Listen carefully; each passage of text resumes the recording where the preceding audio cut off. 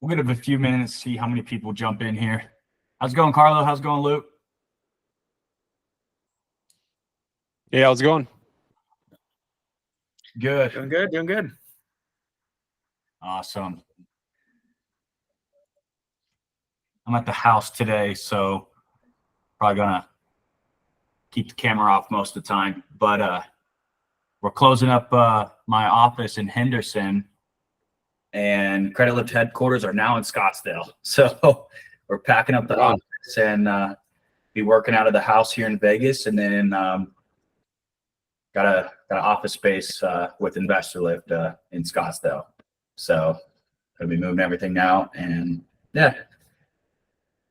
So it's been a busy week for us. I'm actually flying back there tomorrow. We have a Patrick Bet-David event with Andy Elliott. I'll be speaking at that event, setting up a booth, and yeah, so busy weekend. Or I guess it's Wednesday. Awesome. All right. So with the travel hacking, if you guys didn't know already, Jesse is really our travel hacking concierge. His job is to keep studying travel hacking, see what benefits and rewards and offers are coming up. That way he can keep the community up to speed with that, and help people when it comes to just actually booking the trips. We do have a done for you service that we have a 100% done for you. We'll book people's trips for them and everything like that. We also have a one-time trip service where if you have a trip and it's $100,000, you just pay us 10% of that and we'll actually book your trip for you. So we do that for our done for you clients, and then a one-off, right? So it's just really 10% of what we save you on the trip. So for example, a couple weeks ago, we booked a trip for a client, and it was 5 people, all first class from LA to London. And this was, I believe the one that we booked was Delta, so $98,000 flight one way. But that's the flight we booked. But did we save them $98,000, or did we just book a $98,000 trip using points? So we asked the client, well, hey, if you were to not use points, what flight would you choose? Probably this one, due to time, convenience. Okay, there's 5 first class seats available. And the price was $50,000. So did we save them $98,000? Or did we save them $50,000? We saved them $50,000 on the one-way flight from LA to London. So we charged them 5% of that, $5,000 for that trip. So essentially, that is what Jesse does for Creditlift. He helps our travel concierge, our done for you clients, and whatnot. So he's going to be sharing a few things. Every 4th Wednesday of the month. And yeah, him and I are going to be, I will share a couple trips that I went over. So one being that LA to Rome, or LA to London, and then Las Vegas to Rome using points. So Jesse, go ahead and kick it off when people get in here. I see, yeah, people are coming in. And yeah, and then I'll share here in a bit. Okay, perfect. Yeah, I just made a post about it in school, so we'll just wait for another 5 minutes or so, probably around 4:10ish Pacific time, and then we'll kick this off. Awesome. And until then, the floor is open to ask questions, whether it's regarding travel or not. It could be anything, right? The floor is open to ask questions. Go ahead, ask questions while we're waiting, and then after we can answer questions regarding travel. Yeah, if you guys want to unmute and ask questions, go ahead, or you can type them in the chat. It's up to you guys.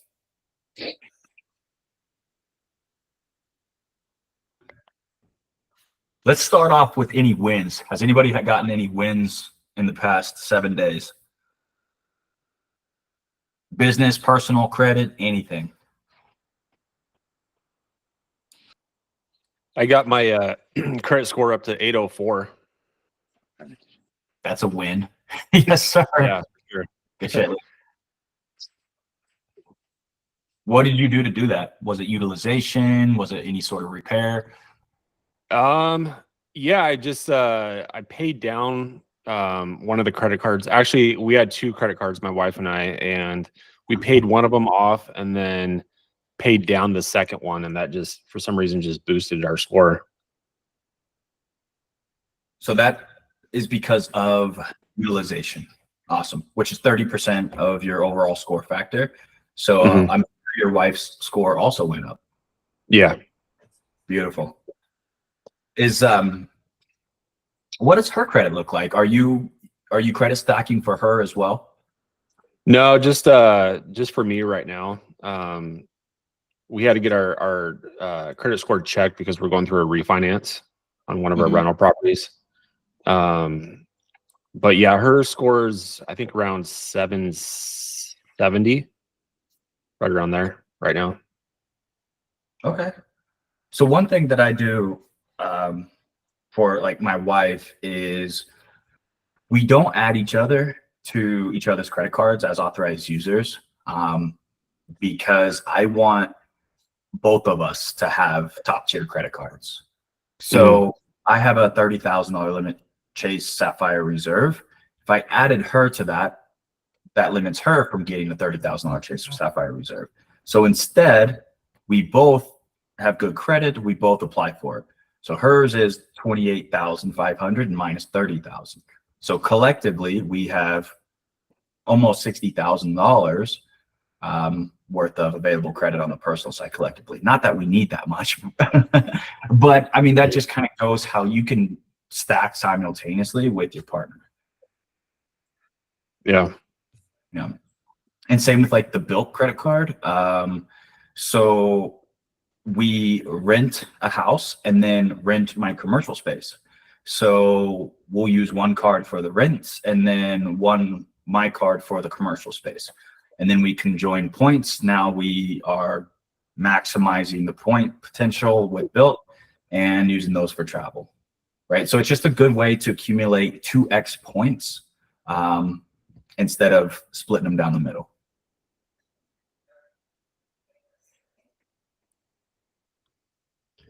Kim, you had a question? Yes, I do. Hi. Just a quick question. I have a few stubborn delinquencies left on my personal credit, and now I'm at the point where I'm going to go to the CFPB. What is that process like? I know I have to continue with, the study material, but briefly, can you tell me what that process is like? In other words, is it is it the process like going through, the similar to the credit bureaus and, writing the letters, or is it more of a rapid approach? And It's a rapid approach online. Very quick, very simple. It's similar to filing a complaint with the FTC. You're just simply filing a complaint with the CFPB. okay. And some of the creditors got back to me and they said, this is not the creditors, I'm sorry.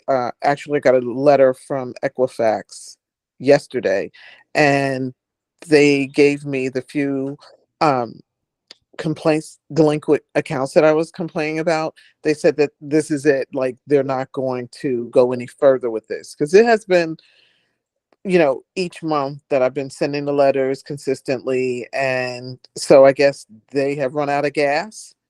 So I don't know if you ever had that experience where they're like, well, basically there's nothing else for us to do for you.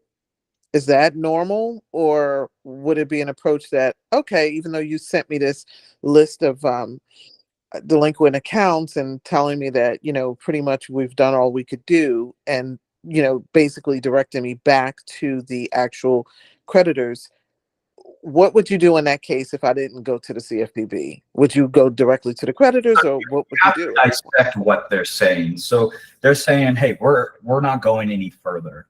Well, how far have you gone? What have you done? Right? So if you've done this for a few months, then I'm assuming you've gotten a few responses from them. So within those responses, what were they saying?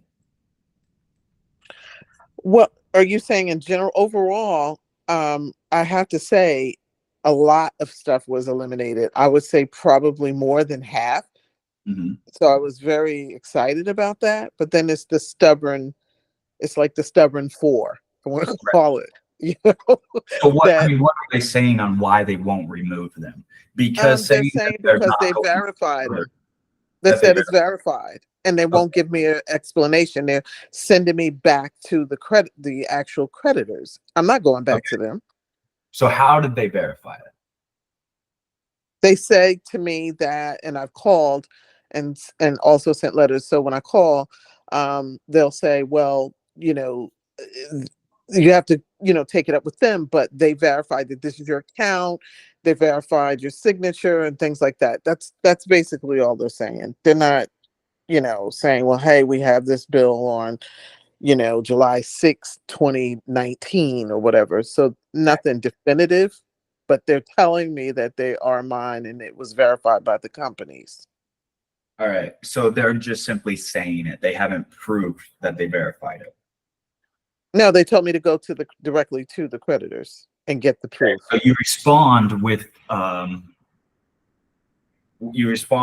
saying you have a legal obligation to Mhm. report accurate and true and verifiable information. Can you please show me how you verified this information? I don't see how that's possible that you verified this information when I'm a victim of identity theft. Please revert to the original letters that I sent. I'm happy to send those again. So they can push you, but you have to push back. That's a good way for them to, because the bureaus are going to receive hundreds, if not thousands, of disputes every single day. So they're looking for every single reason to wipe off more disputes off their desk. And some of it will be, hey, you need to verify your identity. Well, I sent in proof of address, I sent in driver's license, social security number, and passport. How did you not verify my identity? Right? Or, hey, we verified these accounts. Well, how did you verify these? That's not possible. There's no way you verified these. Please show me proof that you investigated this and verified it. One company, Scott, did actually send back something. It was probably like my first or second round of disputes. The actual creditor sent me some information to verify. So that one, um, that one is a little challenging, but the others, no. Okay. So keep with the process with the others, and then the one that they verified, I would Mhm. send them another letter reminding them that you are a victim of identity theft. Please refer back to the original letters that I sent in to you guys, referring to FCRA 605B. I have filed a police report.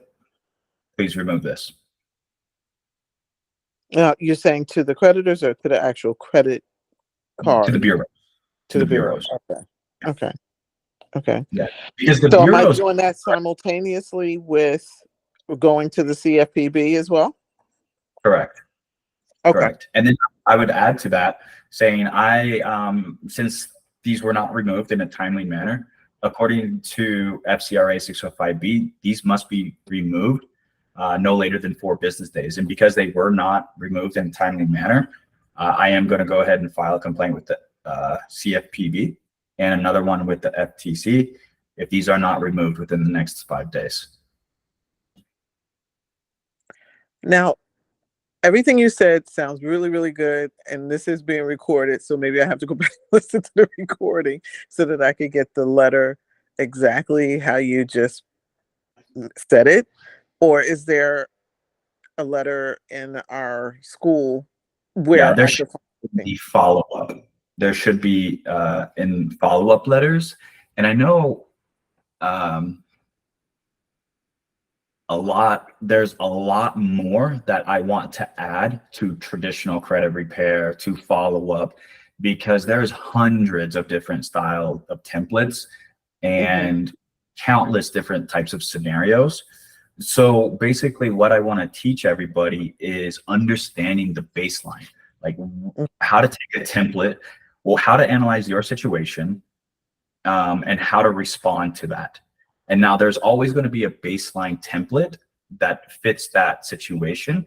And what I want to teach from that, once everyone understands that, is how to make that letter, that basic template, more aggressive, more personalized, more human, right? To really push those results rather than just sending out an AI made or basic copy paste template. So it should be more specific to your tailored needs. Correct. 100%. 100%. Okay. So if I know that I'm going to use the FCRA, I don't know if I'm saying 605B, I know I'm using the basic laws as the template, but being more aggressive in my approach, but specifically to what those needs are for my situation. I got you. Correct. Awesome. All right, Jesse, you want to go ahead? Of course, Kim, and let us know how we can help, and definitely make a post regarding this and follow-up letters, and allow us, the team and I and the community to really chime in and also learn from questions like this. Well, I have to say this before, and I'm sorry, Jesse. And Jesse, you responded to me earlier. I have to say, since I started in this program with you guys, I mean, everything has been tremendously like improving each and every single month. So I am just like elated to the point that I'm at right now. And it's just only making me me super excited to get to where I am. And I'm very, very close to it. So I'm really super excited. Thank you. Love it. Thank you. Yeah, I appreciate it, Kim. Yeah, I wanted to make sure I answered your question earlier too. So no, I'm glad you asked it here for Scotty to answer that as well. But all right, everybody, I'm glad everybody hopped on for this travel hacking call. This is usually the most exciting part of using credit cards. And you know, other than getting 0% interest for your businesses and scaling those, you know, want to travel for free, hopefully take more than 3 or 4 or 5 trips a year, depending on how long those trips are, for completely free, spending no more than you're already spending, just changing the way you spend your money, right? So first, we can just dive into what I want to dive into on this call is booking travel hacking with hotels. So the last travel hacking call I did, I mainly ran through what it's like researching for trips and using points for flights. On this call, I want to run through what it's like researching with hotels and a bunch of little tools I have for you guys, little resources to use. I can put in the chat. I'm actually building a resource with all these tools inside of it that I'll put inside of the resource tab later in the group. But I wanted to give you guys some first peek at some of these resources for you guys. So first, I want to start off with, you know, researching hotels and booking points with hotels. What's it entail? Why would you even do that rather than use than book for flights and everything like that? So does anybody know the 3 major brand hotels? Or let's just start with, as far as the accommodations, what different types of accommodations you guys can book, you know, in general, right? So outside of using points, what are those accommodations usually, right? It's going to be the major brands, the hotels like Marriott, Hilton, Hyatt. There's going to be, you know, vacation rentals like Airbnb, or if you guys ever heard of Vrbo, VRBO, those are vacation rentals, or anything like specialty lodges, right? So boutique hotels, bed and breakfast, resorts, and just non-chain hotels that aren't associated with any of the loyalty programs that are the major brand hotels. Because that's where it all starts. It all starts with understanding where you're going to want to stay first, and if you can even use points for that specific hotel or accommodation. And typically the ones you can use points for are going to be, you know, Marriott, Hilton, and Hyatt, especially with all the credit cards. We typically recommend like the Chase Sapphire Preferred, or any of the Amex charge cards, like the Amex Gold or the Amex Platinum. Okay, so First, understanding the different types of brands, and when you're actually going to use points, it's going to be on those 3 major brand hotels.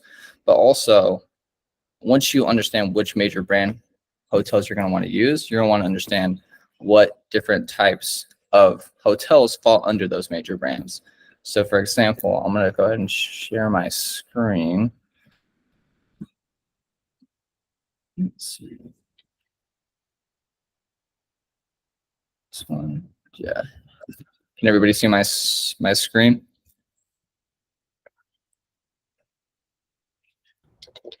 Let me just find this up or something. Awesome. Thank you, Netta. So when you're looking at this image, I want to see if I can zoom in here. These are the different types of hotel brands that fall underneath Marriott specifically, and we're going to dive into Hilton right after this, and possibly even Hyatt. I'm trying to find a good image, but the different brands is just luxury brands, premium brands, select brands, and long-term stays.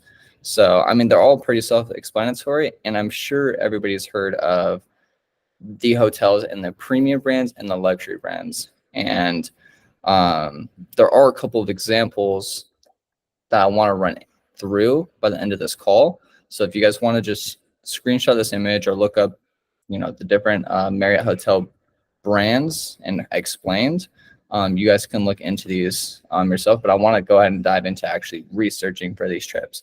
So other than that, I'll also share the Hilton brands explain image, right? So it's kind of the same here. So there's luxury brands like Waldorf Astoria, Conrad, full service, focus service, and then timeshare is kind of like long-term stays. So you guys take an image picture of that as well, or look that up in your free time. But I want to make sure you guys understand the differences between the different layers of these hotels that fall under the same hotel brand, like Marriott and Hilton. Because once you understand, what we do, instead of worrying about screenshotting it, guys, is we can share all of the resources and images after the call into the community. That way you can just simply download them. Okay. Yeah, I can do that inside of the in the next post after this call. Perfect. Okay. So a key point I also want to make is a lot of people, at least I speak with, especially in the community, they may have points, but they don't have outrageous numbers of points like you would, like somebody who has more points that they know how to even book trips with. They didn't even take that many trips, and they just still have points racking up, right? So what travel hacking is all about is not only using points to travel, but also being able to pay for travel a lot less than you would normally pay for it. So to give you guys an example, what we can do to book cash for a trip, if you don't have any points right now, but you still want to book cash for a specific luxury brand hotel, let's say the Waldorf Astoria or Conrad. Let's just look up the Conrad Bora Bora. Let's see. I'll share my screen here as well. Hilton. Sure. Okay. Let me go ahead and sign in here as well. So, oh Lord, sign in here another time. But we're going to be looking at how to actually pay for trips or hotels right at this moment. And you look it up like this. I'll share my screen with you guys so you know exactly what it's looking at. Hilton. Buy points. So you can actually buy points with Hilton. And right now, I'm not sure how long this is going to last for. Should already be signed in. Oh, Lord. Too many times.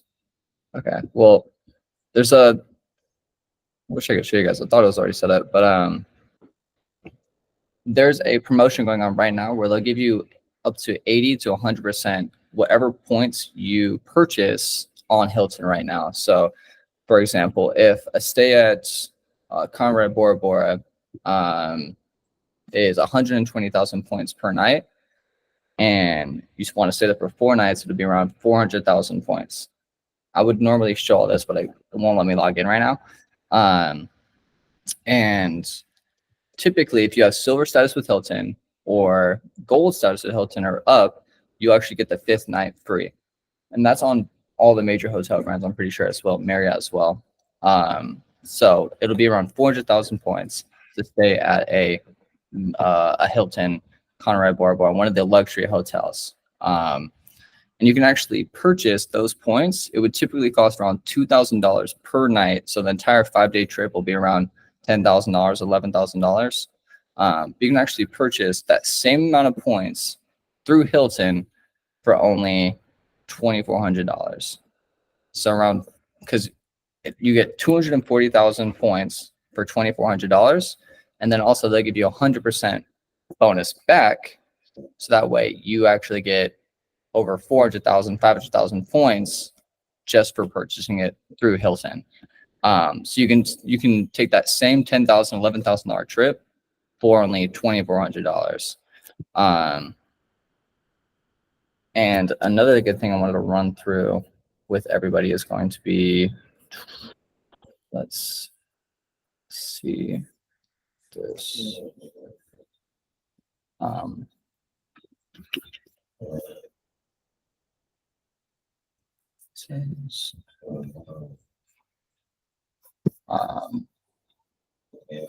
My page is loading right now. It's going to be whenever you guys want to, if you, let's say you book a Marriott stay or a Hilton stay, I want you guys to save this in your bookmark, and I'll post it later in the chat or in the group. Let's go with claim form. There's actually something called the best rate guarantee claim form. They have this for Hilton as well. So whenever you book a trip, you can actually get the best rate with your current confirmation number if you see another rate that's better for your trip. So that's definitely a good thing to have in mind, and also show you the Hilton one as well. So the major hotel brands have this resource in mind. So if you do find a better deal for the same time, for the same room, you can actually get the price match guarantee with Hilton and Marriott.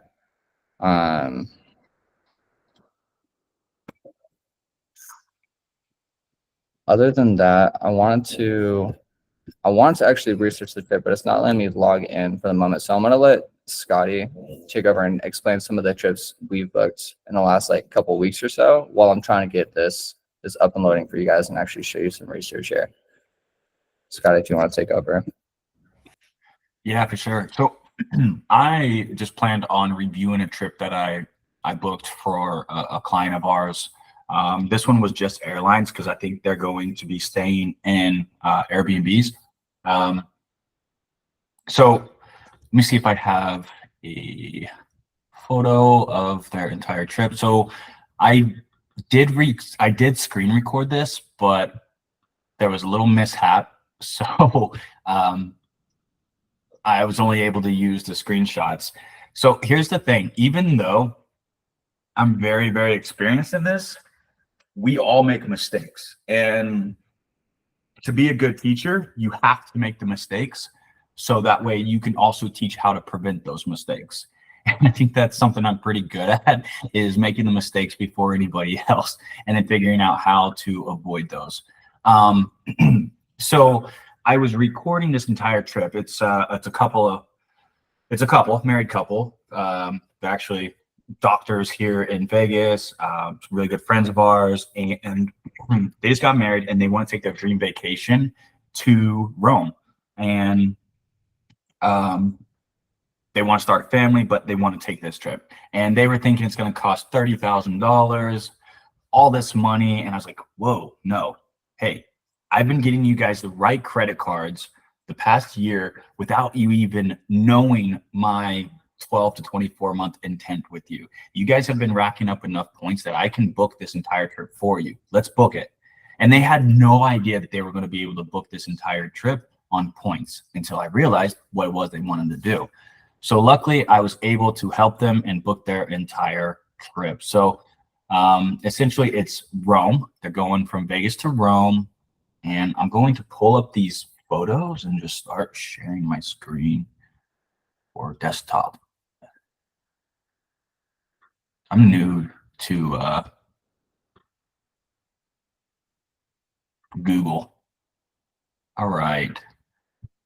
So I made one of the mistakes I made.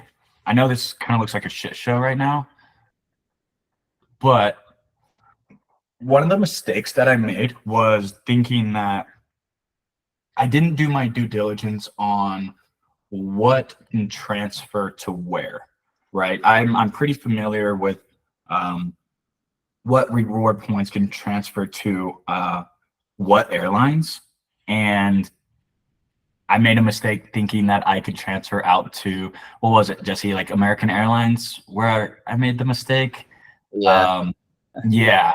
And it's funny because I recorded the loom. It was like over an hour long, and Jesse was watching it.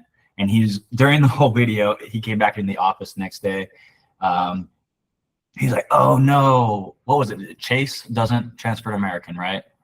Mhm. And that's what I was thinking I was doing. So I did all this research and to find a good, cheap, affordable flight plan where with Chase to American.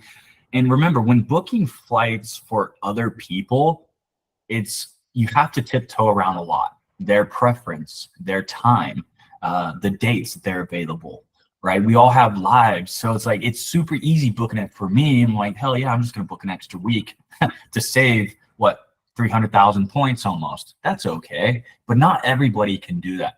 So we on the like done for you side, we have to do so much research and problem solving before we even present anything to the client. So that way we're not wasting time. And I wasted about an hour looking for American airline flights, as you can see here. And yeah. So Jesse, what was it? How did I end up recovering with American? What did I end up doing? Do you remember? You transferred on Marriott, right? Yes. So they didn't have enough points. The trip was almost ruined. So here, I want to start with the trip there. The trip there was pretty simple. October 29th, Chase to United. All right. And that was just 176,000 points. Of course, we only do business or first class. 176,000 miles. So Chase to United and $47 is for two people. That's not bad. Guys, you can go get the Amex Platinum and get that right now. You could go get a Chase Sapphire Reserve, one for you, one for your wife. Boom, there's 160,000 points. I think the sign up bonus right now is 80,000. There's 160,000 points. And of course, to get that sign up bonus, you have to spend $3,000 to $4,000. Within that $3,000 to $4,000 on each card, you're going to accumulate more than 20,000 more points on top of that, especially if you know what to spend it on. You'll have around 200,000 points. Boom, there's your first class trip to anywhere in the world.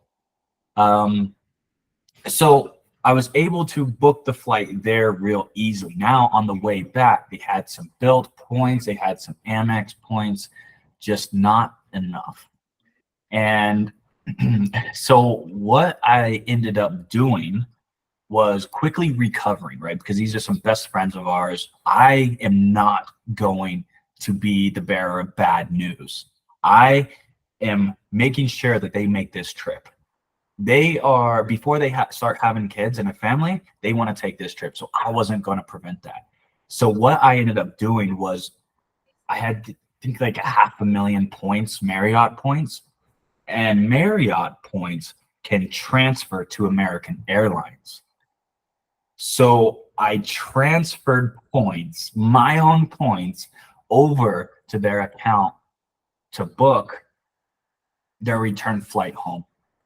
And I didn't tell them I was doing that because I didn't want them trying to talk me out of it.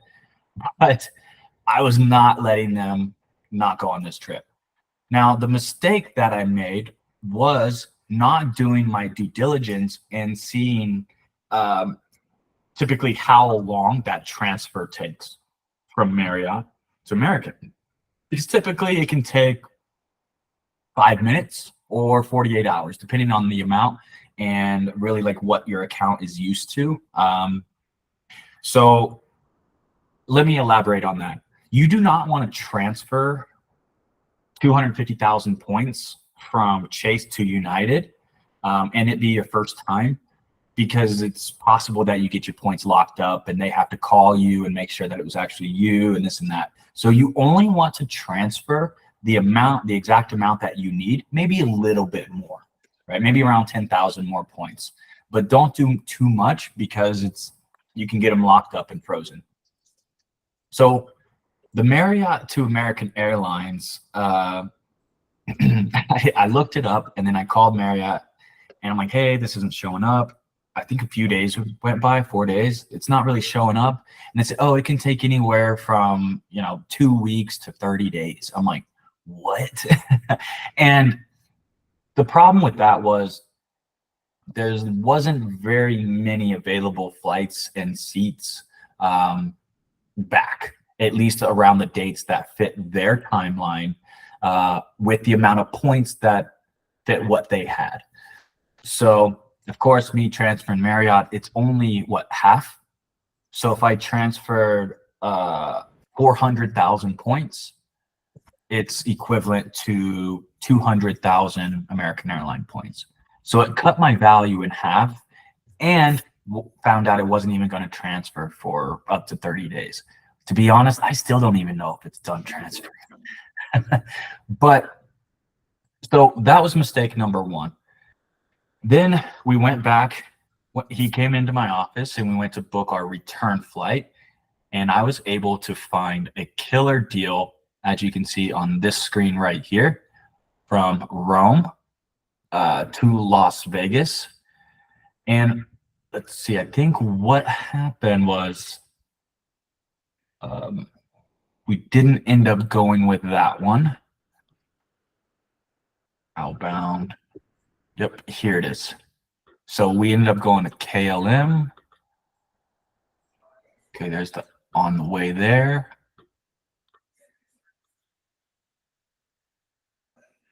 Okay. Yeah, right here. So they actually asked, so it was going to be like flying from Vegas to Rome, and then they're spending a couple weeks there, and then going to 4 different places in Italy, and then going back to Rome and flying back to Vegas. And that was the bottleneck I was having, was there wasn't very many available flights around the date in that point range. So that was my bottleneck. And that's why I went ahead and transferred my points over to make sure that flight got booked. Well, then they said, well, can we just come out of, I think, Zurich? Las Vegas. Yeah, it was Zurich. So that actually opened up so many more available flights, and the point value went down. Or the point cost went down. So then I was able to transfer. He had enough Amex points, but Amex doesn't transfer to American Airlines. So since they changed the city, the return city, I was able to then look at different airlines and available flights using Google Flights, and I saw that Air France is available. Now, if you've ever flown Air France, you want to use points, you do so through KLM. All right. And so I searched KLM Air France and saw a flight that works perfectly for only 218,000 miles, $661. So I got into their point range out of the city that they wanted to return from on the date that they wanted to return on. So it worked out perfectly. But moral of the story is everyone makes mistakes, including me. And that's why we have to be very diligent on understanding the process of the research first, right? Working backwards, understanding the trip. What day do I want to leave? Are we flexible? Where are we going to go? And then what are we doing from there? What is our return date? Am I flexible? What airlines go from there? And first of all, even working backwards, what points do I have? Do I have 200,000 Amex, 200,000 Chase, 100,000 Bilt, 200,000 Capital One, 100,000 Citi? Okay, if I know that I have around 800,000 across all board, that doesn't mean you just have 800,000 points that you can transfer. You have to know which airline company is a partner with each one of those creditors and where they can transfer to. And then knowing where they can transfer to, you look up Google Flights and see what flights are available from destination A to destination B. Okay, well, these are the airlines available. Now you go to that website and you do your research. And then you log in, you create an account, and you shop for points and miles. And then I don't know if you guys saw the calendars here, but you can see the difference of points per days. You see why it's extremely important to be flexible, right? If someone tells me, no, I am leaving on Sunday, I'm not flexible at all. Well, do you have enough points to be that stern, sir? If not, you're leaving Tuesday, or you're paying what? Probably $15,000 for this flight, right? So that's the biggest secret that I tell people when it comes to travel hacking is you have to be flexible. You want the most value out of your points, be flexible. Nobody wants to leave on a Tuesday, but this calendar tells me I have to. So moral of the story, do your due diligence, do your research. We do provide all the resources, the exact step-by-step that I use to do all the research before booking any flights for clients or anybody. And that is available to you guys. Also, I recently shared some hacks of like when to book and when not to book. Always go into incognito mode when booking, because yes, they are jacking up prices if they see you searching a lot of prices. So yeah, and of course, be flexible. Does anybody have any questions as far as airlines and whatnot?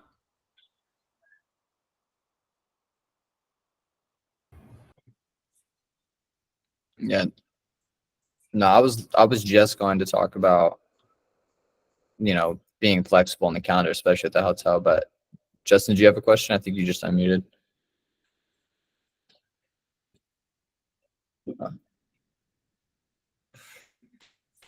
Cool. Jesse, go ahead and take off with what we were going over. And Awesome. Perfect. Yeah, it's hilarious because I was wondering why it's not letting me log in, and then when it did let me log in, I'm wondering why the point bonus isn't there. And I just want to show you guys something about being flexible and what that actually entails and planning ahead, right? So let's go ahead and look at this together. So last chance to buy Hilton Honors points with up to 100% bonus. This was published today or yesterday. And you read down here below, you might be looking. Oh, wait, it's right here. The current Hilton Honors promotion for buying points will end at 11:59 p.m. Tuesday. So yesterday at 11:59 p.m., the 100% bonus ended. So it's actually insane to think about how much value you can actually get, and you can see it here. Normally $1,600 would buy you 160,000 points.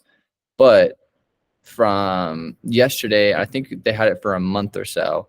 What was last month? June. From June to yesterday, you could have had an extra 160,000 points at no additional cost. And it's just insane about being flexible and wanting to plan ahead, right? So a key to planning ahead would be thinking about your dream trip or any type of dream, especially in this case, Hilton hotel you'd want to stay at. For example, Comrade at Bora Bora. Like I was able to pull it up. Let's see. Yeah, I was able to pull it up. I'll share my screen right here. No. Let's see. Okay, cool. So right here it is.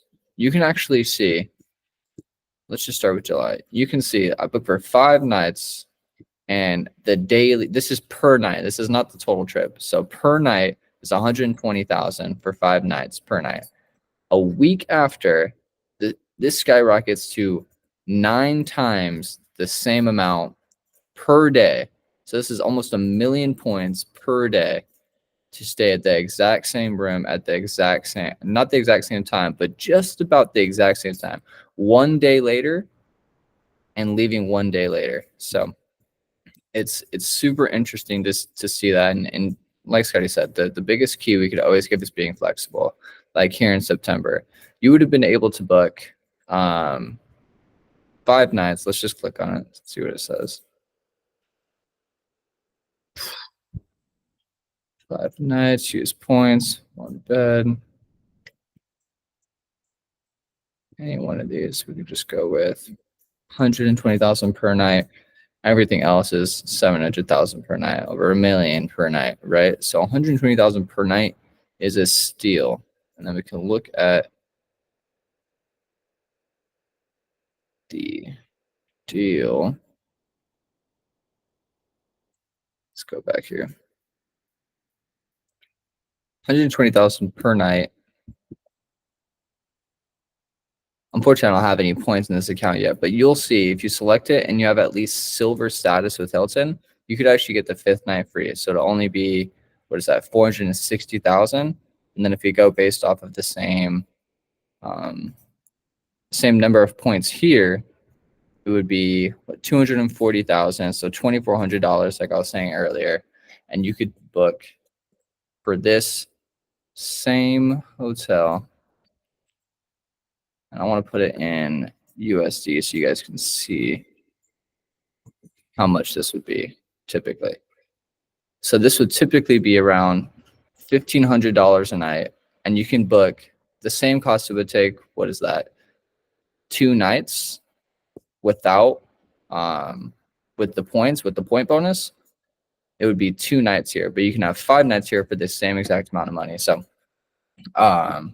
I love what Scotty said about just being very flexible, especially when it comes to hotels, and airlines, right? But the biggest reason to even use points in the first place for hotels is just essentially those dream trips. It's going to be one of those dream trips, or having already got all of the sign-up bonuses you've had with any other credit cards you've had, like the American Express, the Chase. If you guys have already accomplished those sign-up bonuses, the ones that you probably haven't accomplished yet are ones like the Hilton Aspire, credit card, the Marriott. Jesse, does anybody? Okay, so here's a little secret about booking hotels, because Jesse showed you guys the cheapest room at the Nomad in Bora Bora. Is that the hotel you showed us? It was the Conrad. Okay. All right. So the Conrad in Bora Bora? Yeah. Damn, that's where the Kardashians stay. Okay. Well, so he showed us the cheapest room. Does anybody know how to get the most expensive room? Status. Okay. You can get that 5th night free with what, an extra 120,000 points, or you get that 5th night free by just being a silver member and having that credit card. So having the Hilton Aspire credit card, I believe it's like instant diamond status. So you get that 5th night free. So here's what you want to do is you want to book the cheapest room using points, and then upgrade to whatever room is available by leveraging your status. Okay. So you're spending less money, you're using less points, but you're staying in the same villa or room that someone could possibly be paying $5,000 to $10,000 a night for. when theoretically you only quote unquote paid $1,500 a night for, but you used points and paid for that and then upgraded. So the hotel play is I love it.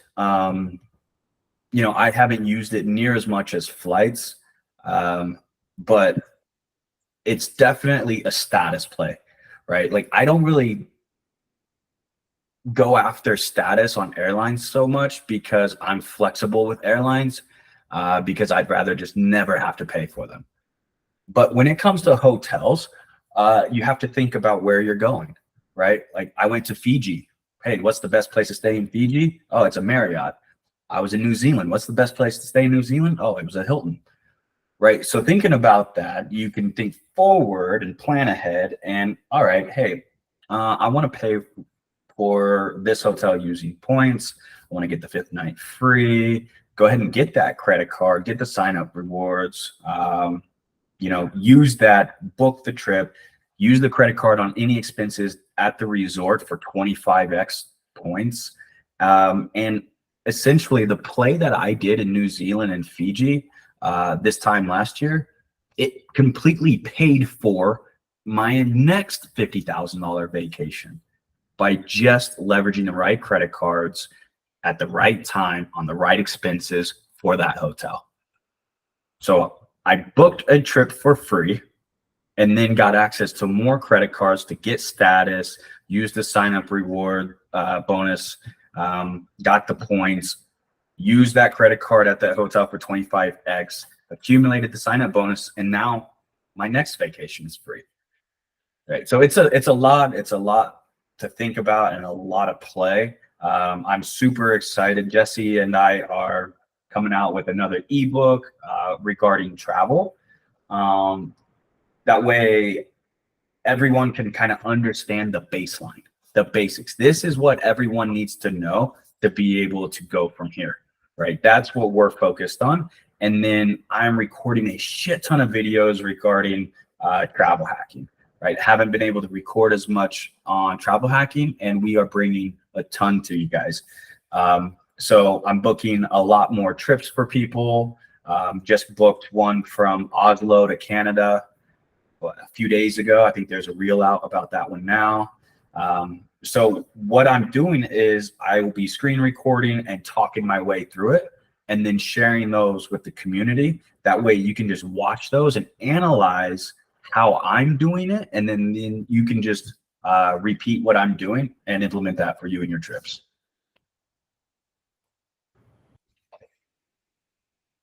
Yep, that exact same one that Scott was talking about earlier, that he helped book. He recorded the whole thing, and we're gonna get that here inside of the community soon. So, I'll be making an announcement. I want everybody to be looking out for that. You can see in real time Scotty thinking about, oh no, I just messed up. These do not transfer to American Airlines. So what do I do next?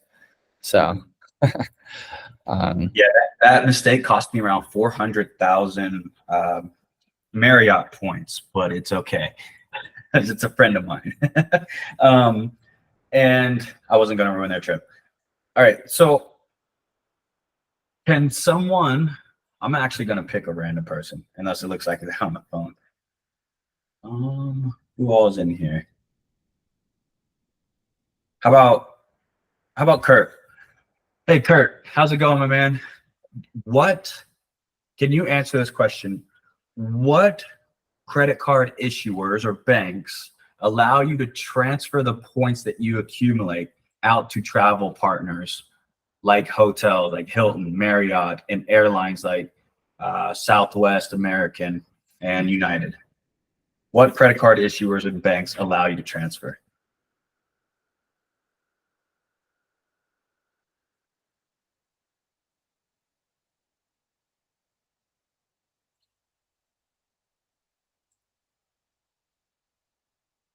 No.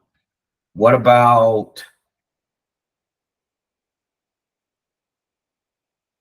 hold on one second here. How many people do we have? Hey, Vince, do you want to answer this question? Want to give it a shot?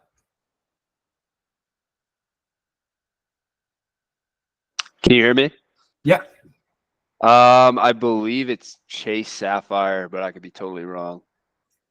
All right. So the answer I'm looking for is what banks, right? So because there's several travel credit cards, Right. what banks have those credit cards that allow you to transfer? Okay. Chase. Mm-hmm. Is it Chase Bank? Yeah. Chase is one. Um, Chase Capital One. Yep, that's two. I think the third one, maybe Wells Fargo. Wells Fargo is not one. Okay. I got to get off Wells Fargo then. So here, Not sure you the third. the built card is issued by Wells Fargo, and that one does allow you to transfer. Gotcha. Yeah, I'm not too sure the third then. So Capital One, Chase. I don't know. Amex isn't a bank, right? That's just a card. Yeah, but that is a card issuer. So Amex, yes, that's the third. Okay. Okay. I don't know. Would that be it? That's all three? Or is there another one? Is there anybody else? Is that all three of them, or is there any more? Anybody else? City does. City Oh, does. City. Yeah. There's Banana City, and then of course the built is the off one. All right, good job, Vince. I'm gonna go ahead and DM you my calendar so we can book a one-on-one. Cool. Cool.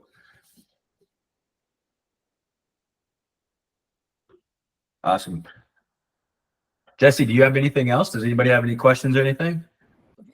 Other than that, the last thing I was going to go through that like we could finish off with that you were speaking about earlier is just upgrading, and what that entails, right? So like I'll put this into the post that I'll make after this with all the resources, but we do have a resource as well that you can literally copy and paste as far as how to ask for upgrades for these hotels whenever you do book a reservation at the lowest, the lowest room. So there is templates you can use. There's stuff like that. So I'll put that inside of the that resource inside of the chat after this call. So just thought I should mention that though.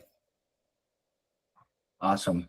Yeah, if anybody has any vacations or planned, or it can be even 12 months down the road, guys. You want to prepare now. You want to get access to the right cards. You want to analyze what you have, what you don't have, what you need to get, and then how to use those. And then so you can start shopping around for dates and point values. So Banana, email, call, or go to the front desk. There you go.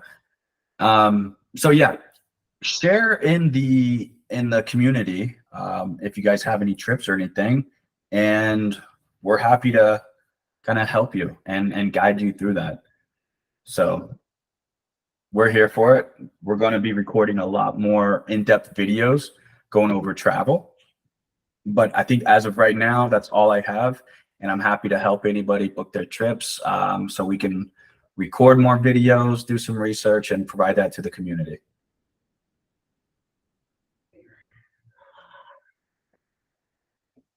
And that's all I got, Jesse, if you want to take over and close it out.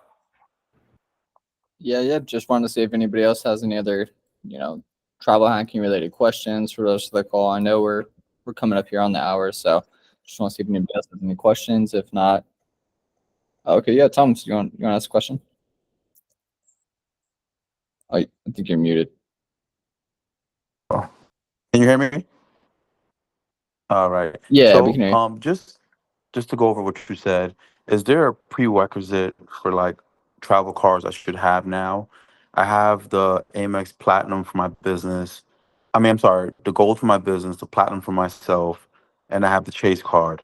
So I'm maximizing my points there. I got 400,000 or 500,000 points. Should I also get a Hilton? What type of Chase card do you have? I have two. I just got the Ink Preferred. Okay. So I just got it. So like once I spend the prerequisite, I'll get the points for that. I think it's like 200,000 points. Yeah. That was going to be my next question is if you've already accomplished the sign up points for all the cards you do have, then you're going to want to wait until you can accomplish, for other points down the line. But for other travel cards to get, other prerequisites would be any type of expense that you have currently, that you aren't getting points, the most points off of. For example, for me, it was rent, right? And for most people, it is like rent or a mortgage, right? And that's where the built card comes in, because it's something that you're spending cash on that you could have otherwise got points from, right? Oh, okay. Mhm. So that's what you want to look into. And then I can if you watch the old the other travel hacking video I did, the other live call I did, it should be in the videos. Yeah. There is I'm pretty sure I gave everybody a merchant lookup resource, or I'll just post it inside of the community, where you can actually reverse look up your expenses and what card best suits those expenses. And what specific travel card suits those expenses to get you the most points. Other than that, the next travel card, especially when it comes to hotels, since we're talking about that today, is Well, hold on, Jesse. Let's first, before we shout out a card, yeah. because there are thousands of them, we need to understand Thomas's vacation. So, Thomas, where are you going? We go to Europe, Italy, Portugal, Greece. So we like to travel as well. So the Cabo one was interesting. We like that. We got a family trip coming up, something we want to do. We're not sure where, and we're flexible, so it kind of fits the mold of which we're discussing. Okay. So, do you have? Let's talk about one that you know for sure that you're going to take, or the next one. Yeah, it would be a family trip of 5, Caribbean, sometime within the next month or two. I Okay. haven't booked it yet. Okay. And how many points do you have? On my Amex, about 250, about another 150 in Chase, and then I just signed up, so I should be getting the promotional, but I might not get it in time. I just got it, so I'm gonna meet the requirements. I'm just not sure if I get the points in time. Okay. So 250,000, give or take, with Amex, Yeah. probably wouldn't do it Okay. for 5 people, at least business class, at least. So what I would do is prepare for the next one, right? Dial in what you're using your cards for to maximize the point potential. Okay. What trip do you have? At least an idea in the next 3 to 6 months. Okay. I haven't booked for Antigua, but I already booked the flight. Can I just upgrade it, or is that even worth doing? Probably not. I would just Okay. focus on the next. Yeah, I can just wait and maybe like January, February, go to Europe, and I'll have a lot more points. Okay. All right. So let's see if I can share my screen with you guys. I want to show you the very first step.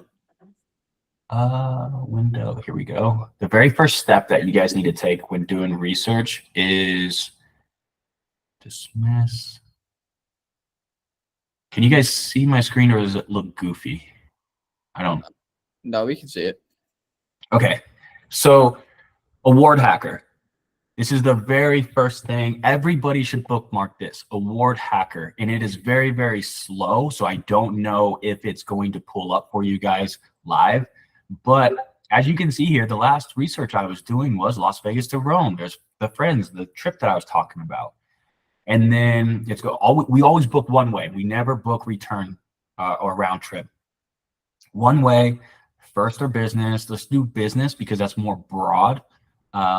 A lot of airlines call first class business and business class first. So choose business. And now your rewards. So right now we've got this. Let's see. Where are you wanting to go, Thomas? And where are you from? Flying out of it? I'm in New York City. New York? Yeah. So is that JFK? Yes, JFK, LaGuardia. Beautiful. Boom. New York to where? Let's say just 2 of us. Maybe Barcelona.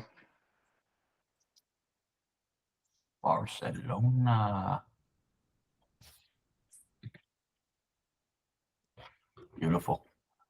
And you will have Chase. You do have Amex. Yeah. Okay. Do you have any Capital One, Miles? No, actually, I don't. Okay.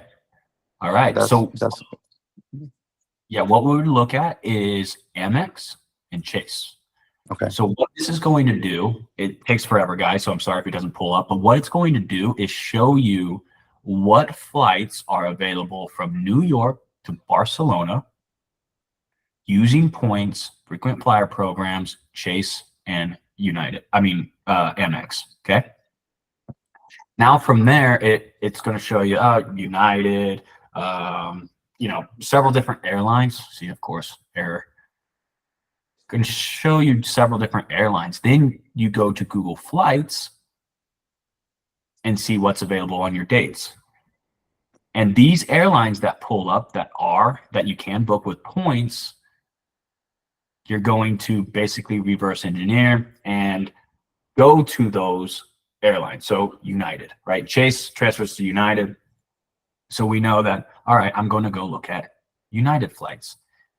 And then I'm going to go to united.com, search rewards, and look at the dates and see what's available. And that is how, let me see if this pulls up. It'll look something kind of like this, where there'll be a calendar. So yeah, if you wanted to leave on, Saturday the 16th, you'd have to use 400,000 points. But if you waited a few days until Tuesday, it'd only be 57,000 points. And this is per seat. Okay. So you see why it's important to do your research and be flexible. Yeah. But yeah, I'm sorry, guys. I don't think this is going to load. But yeah, Award Hacker. Check it out, type it in, save it as a bookmark. This is where you start to do your research on your vacation. Yep. Yeah, this one. Oh, go ahead. Oh, you're good. I was just going to show another. At the same time, you could look on flight connections, and I pulled it up the Barcelona to New York and what airlines and stuff. If you want to see that real quick. Yeah, for sure. Yeah, the Award Hacker is so freaking slow. I know. Yeah, sometimes it doesn't even load. Normally, I'll load it up with like economy first, and then go up to business. But so this is called Flight Connections. You could do this at the same time as Award Hacker, if not right after. You can get the premium version, whatever you want to do. The premium version just allows you to do country search and date filters and stuff like that. But in this case scenario, to Barcelona from JFK, this will show you the exact airlines that fly directly to Barcelona across the world, right? So specifically for JFK, these airlines fly direct, and it shows you when these airlines stop flying direct and when they start flying direct, right? So you'll see American Airlines, they stop September next month, so you probably won't be doing that if you're taking the trip in January. But you see Delta is going to be a direct flight because a lot of people like the direct flights. And then if you end up not being able to see if it's a good deal or not, you could always just change from New York to, let's say, to somewhere else, right? Like France or Ibiza or anything like that. Similar we call as a connecting airport, right? Because that might be a better place to fly to. And it might be different. Different airlines and stuff. So this is another good resource to have. I do go over this in the last live call as well. If you guys want to go ahead and watch that one and more in depth and actually book a trip with you guys live. So Thomas, I definitely recommend watching that one. But yeah, this resource, Flight Connections and Award Hacker, are two very good resources to start whenever you want to book a trip, especially if it's 3-6 months down the line. So You guys. yeah.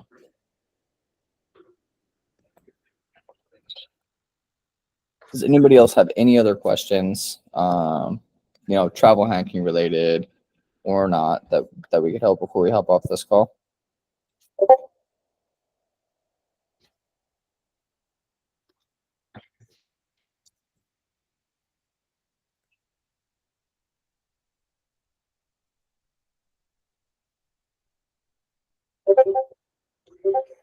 Here, I'll go ahead and share my screen one more time just to show like what's after Flight Connections and Award Hacker. Now, just so that way you can kind of put one plus two and see why, or what I meant by why you're looking for specific airlines.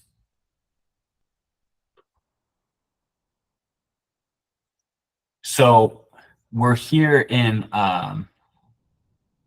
Google Flights. It's just simple, googleflights.com and award. Oh, wow. Hey, it pulled up. Okay. So New York, Barcelona, we have Amex and Chase. So these are everything that comes out of New York and Barcelona and that you can transfer from. All right. So someone tell me what MR is.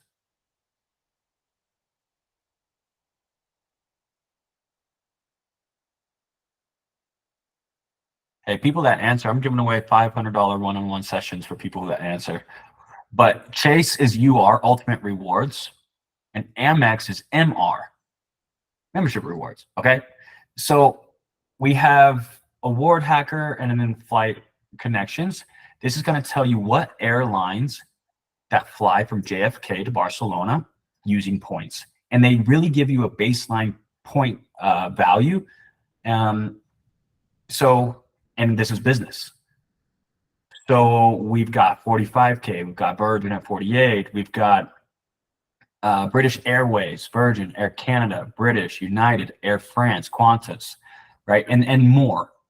And here's what's cool is, okay, so we know that we have both of these.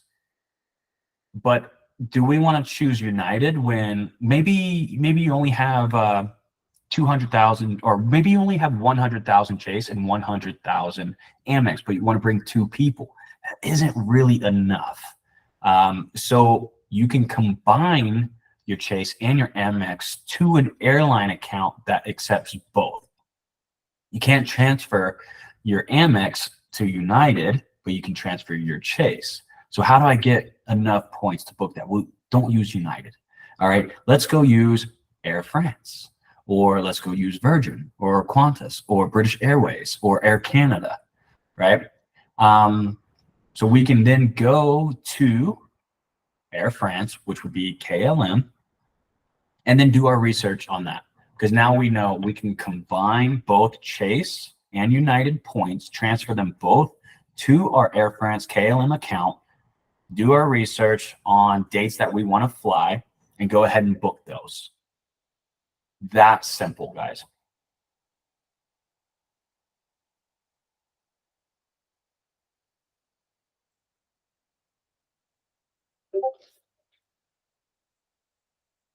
All right. Anybody have any questions before we wrap it up?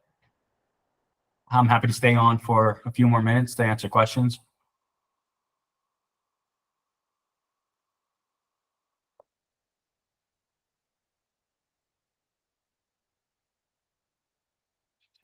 Hey, you I have a guys, I quick- got him. Get him while you got him.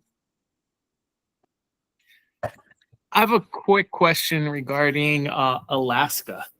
Do you know any way to transfer points to Alaska outside of hotels? Alaska Airlines? Yeah. Yeah. We know that Amex and Bilt transfers to Alaska. Does Chase? Does anybody know if Chase does? Or Citi? No, it's just Marriott and Built. Okay. So who? Alaska Airlines, Chase, Marriott, and Bilt. Yeah. Last time I checked, Chase didn't transfer over to them, but it's probably been 6 months. Okay. Do you have an Alaska Airlines account? Is that what, or are you looking for? No, it's nothing specific. It's just a lot of times when I'm looking for different flights, American Airlines and Alaska do like code shares. And sometimes on Alaska, they're cheaper than American Airlines, but I never have any Alaska points. And the credit card that they have, I think, only has like a $50,000 or $60,000 or $50,000 or $60,000 sign up bonus. Gotcha. Yeah, I have an Alaska account, but I have actually only flown with Alaska domestically. I always seem to find better deals using points with other airlines. But if you're flying in the Pacific, Alaska is a good airline to use. But I think one thing that you can do with Alaska is just like with Award Hacker. I don't know if you saw, but yeah, you can fly Alaska Airlines and it can sponsor a flight, right? So essentially, it can be operated by other airlines. So like Air Canada, it can be operated by like Star Alliance. It can be operated by like literally there's like 30 different airlines that partner up with Air Canada. So we can actually look that up. I mean, it would be a lot to see if you can book that specific flight using a partner program. So Yeah, and here my question isn't or wasn't so much to be able to get on an Alaska flight. It was more so the problems I've run into in the past has been, let's say, and they're all domestic flights, but let's say American Airlines was 23,000 points or 25,000 points. Alaska had that same flight at 15,000 points. So it's still the same flight, and using their partner airlines or someone else's, most of the ones I had seen were more expensive than Alaska. Not all the time. I've had the opposite happen where I've, checked Alaska, it's 25,000, and then on American Airlines, it's 12,000. Got it. Okay. All right. So yeah, I don't have as much experience with Alaska, and I do not use points for domestic travel. Okay. Yeah, and I know this that you said that in the past, and yeah, that's right. Alaska doesn't really have too much for international, so makes sense. Right. Thank you much. Yeah, of course, Carla. And that's one thing. Like a lot of our clients, they earn millions of points a year, and they want to use points for like domestic travel and whatnot. But you have to be transparent, and it's like, hey, I would rather use my points on the $30,000 flights, and get 5 to 10x rewards for just using the right card and paying for the the $500 to $1,000 flight, and then you rack up those points, really stack up, so I can save $100,000 to $200,000 a year in international first class travel. But I do have some clients that don't travel internationally, but they'll travel 2 to 3 times a month domestically, right? So it's all about preference, and we just kind of have to like mold around that preference. And that's why I think it's really hard to, explain exactly what to do in any scenario because they're all different, right? Everyone is flying out of different areas, preferred airlines, hotels, and yeah. So what we're trying to do is create a baseline that you can build off of, and off of everyone's individual situation, where you're from, where you're flying to, whether you're flexible or not. So looking forward to providing all that value to you guys and getting that into the community as soon as possible. But next Wednesday is actually the 5th week of the month. On the first week of every month, we have personal credit, but we don't really have anything on the 5th week. So I think what we're going to do is just next Wednesday is just open the floor for specific questions. I'm going to create a poll within the community on what to discuss. Maybe we'll have a guest speaker. We did partner up with someone with authorized user trade lines. We could bring them on and explain the benefits and the values and see what they have to offer. But I will make a poll within the community. So if everyone could go ahead and vote on that, so we can be prepared on what to bring to you guys next Wednesday. So until then, I will see you guys in the community. Have a great weekend. Yeah. Yep. Keep going. Thank you.